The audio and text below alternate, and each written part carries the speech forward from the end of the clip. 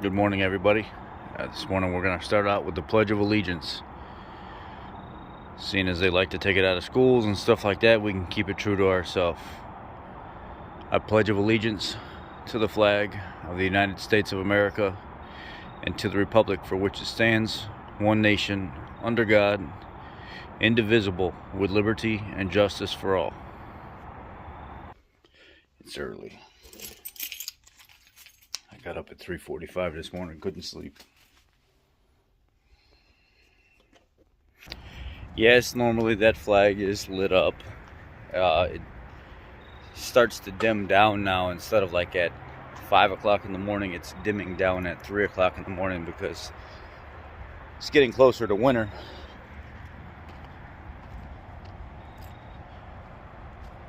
In regards to yesterday's videos on customers bringing their vehicles to us at the dealership with no fuel, and then me doing the follow-up video after it started to go a little nutty and everybody got in their emotions about accusing us of joyriding, and then I had to make a video why it's important for me to have your vehicle with fuel in it, such as specific testing, module programming. The vehicle has to be running for it, multiple test drives if there's multiple problems, and then kind of giving some real life advice on if you continue to show bias because you had a bad experience one time, or you know of somebody that had a bad experience one time or even several times, and you've never done business with me, and you use that bias against me.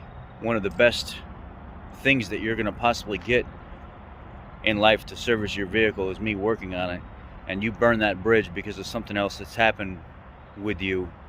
You're not doing yourself any service by doing that. Each time you go to a new establishment or you work with somebody new, that's a reset.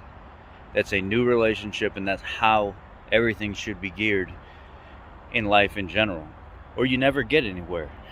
Now, there are some people out there that think that they're entitled to their wild hair up their ass all the time, and everybody's problem is irrelevant to them, but their problem needs to be everybody else's problem, and that's also not really how life works either. There's a compromise, right? So if I ask you to bring your vehicle in with fuel, or you know you're coming to me to get some major work done, and it shows up with 30 miles to E, that's a problem. And don't think just because the dealership has a fuel station, it's for your car, because it's not.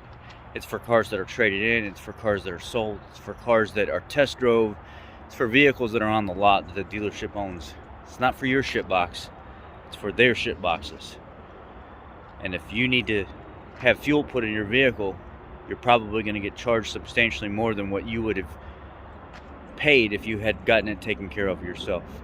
And if your excuse is, well, I can't afford to put fuel in the vehicle because I got to get it fixed, well, obviously there's life issues that happen, and those circumstances are understandable. You're going to have to do something for me. You can't bring it to me with no fuel, because I can't guarantee a proper repair sometimes if I can't test drive the vehicle to the extent of really making sure it doesn't come back. Sometimes a mile or 2 miles is not going to cut it. Sometimes I got to drive that vehicle 20 to 50 miles before I can verify that it is completely taken care of.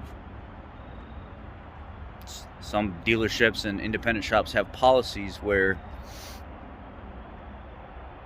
the vehicle has to be driven for X amount of miles before it can be released back to the customer, especially after a major repair, for liability reasons.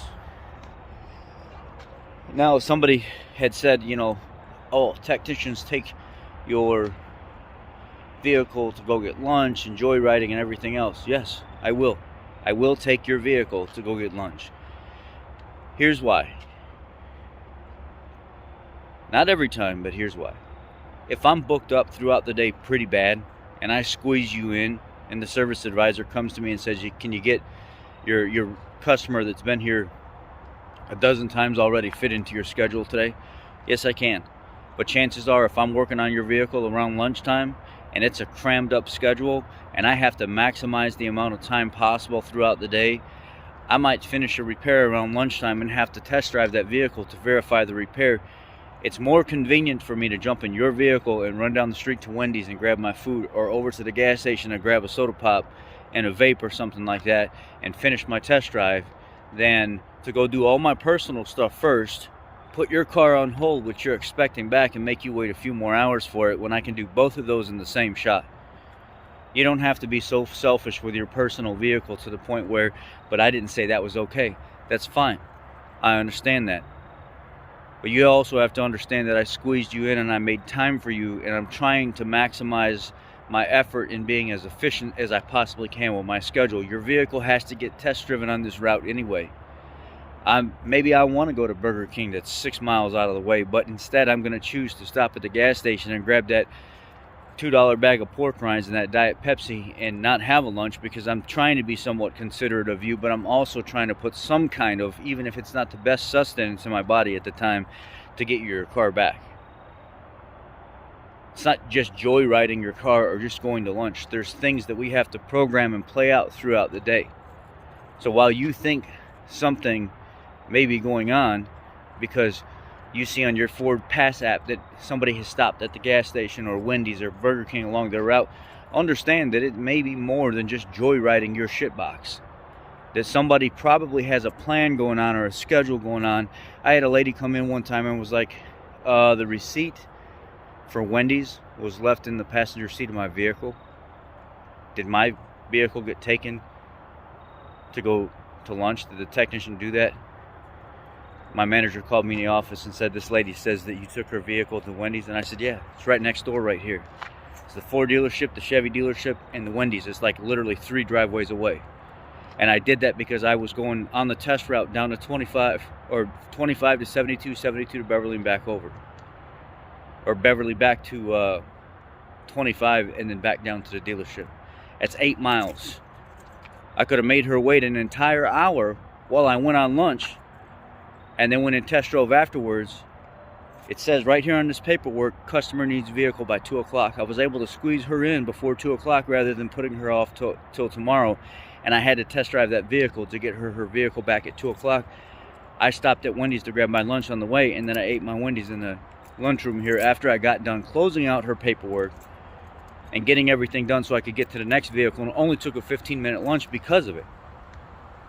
Gave my time up to the customer, and I used their vehicle on the same route where I was traveling. Didn't go out of the way, didn't do anything wrong, just simply stopped at Wendy's. And she said, you know what, I appreciate that, thank you. I didn't want my vehicle being abused or whatever, and I didn't understand that was the mindset and the thought process. No problem at all. Thank you guys for getting me my vehicle back today, to me. I was about to get in trouble for something because the customer was worried and getting anxious and trying to bring something to the manager's attention. And, you know, honestly, I'm to that point in my life right now where I make enough side business and stuff like that, and I have enough people that come to me to keep myself busy, that if I got fired, okay, it's not the end of the world. I still got business coming in. I'd make the same money, if not more. The thing is, I really love where I work, so I wasn't worried about getting in trouble. And the customers that come see me typically build a relationship up with. When I say something, that's golden. They don't have to go question with somebody else or go grab a manager or anything else. When I tell you something, it is what it is, that exact way. I have no reason to hide it. And that's with my management team as well, and the owners of my company. I love them all. I respect all of them, but they also know that I'm not going to beat around the bush, and I'm not going to screw over a customer, and I'm not going to do those types of things. Now, you may say, well, you're the exception. That doesn't mean every technician is the same as you. It's not my problem. It isn't my problem. And you can't go into every single situation at a dealership or independent shop or, you know, backyard guy or whatever, as that is your focus, is to be aggressive and attentive to your lack of trust and understanding that every situation is not the same. Everybody's not out to get you. Your problems aren't the only ones in the world that people are worried about. So although that situation could have went south real quick and she could have said, you know what, that's still unacceptable. Fine. Then don't bring your vehicle here for me to work on it anymore. I won't be considerate and squeeze you into the schedule, and I'll put you off until next week. I'll just make you wait then. There's a little compromise here. Understand my situation. Don't be upset about it. Yes, I may stop and grab a drink or something to eat on the way because I'm trying to make everybody happy during the day and I don't have a lot of time, and this is the only time I can get some kind of sustenance in my body while working. I'm not joyriding your car. I'm trying to still look out for myself a little bit while I'm mainly looking out for you. Not a big deal. And a lot of times I have to take people's vehicles out multiple times. I remember one guy said, when I leave your dealership, it takes me about 40 minutes of driving total at highway speeds in order for me to have the problem act up. So I had to leave the dealership, jump on Route 25, go down to Interstate 90, and head out on 90, 20 minutes, 25 minutes away, and then turn around and come all the way back to the dealership at about 70, 75 mile an hour. And then sure enough, his problem started happening. I was able to verify it and fix the problem. He's a subscriber here on this channel, and I was joyriding his car. I enjoyed every second of it, and I got paid every second of it because he understood that my time is valuable, and if I have to put that type of time into his vehicle, he's got to pay for it. And it was a joyful ride. I didn't have to listen to anybody nagging. I wasn't in a pinpoint test. I was simply trying to verify the customer's concern. So yes, I got to legitimately, legally, ethically joyride a customer's car. So sometimes I will get lunch in your car. Sometimes I will joyride your car. Understand that that doesn't always mean I'm not working.